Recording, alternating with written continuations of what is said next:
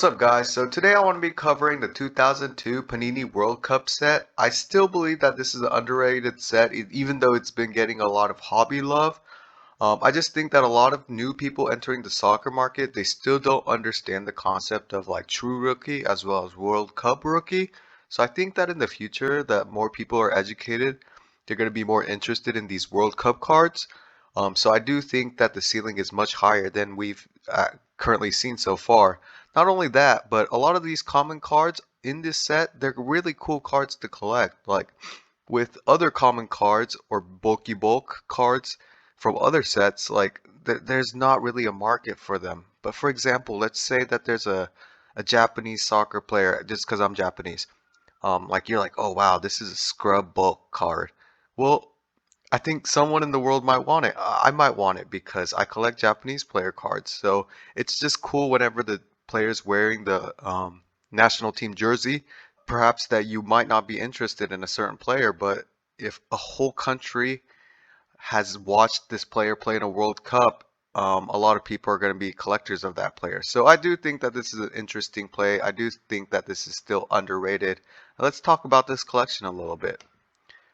So notable players within this set is Ronaldo, Nazario, Thierry Henry, Buffon, Crespo, Vieri, Rivaldo, Zidane, and Vieira. There's a lot more of that. I'm definitely leaving off this list. However, this is the list that I made.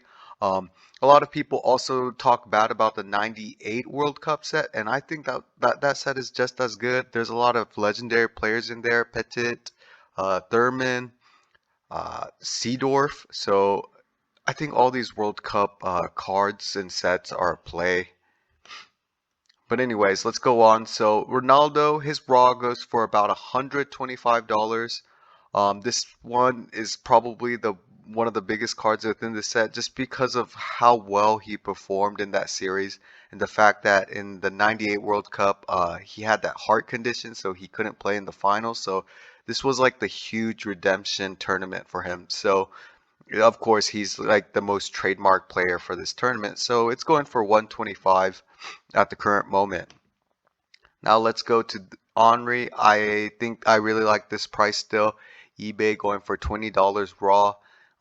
If you've been following the market, you can definitely tell that Thierry Henry is definitely increasing in popularity amongst the vintage collectors.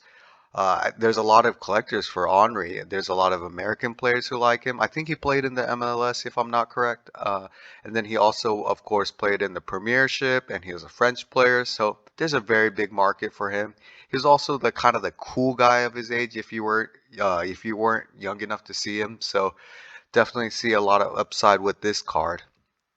Next is Buffon. Of course, he's more well known for the 2006 tournament, or was it 2006? I can't remember the one that Italy won, but of course, Buffon, such a legendary captain for the Italian team, perhaps one of the greatest keepers of all time.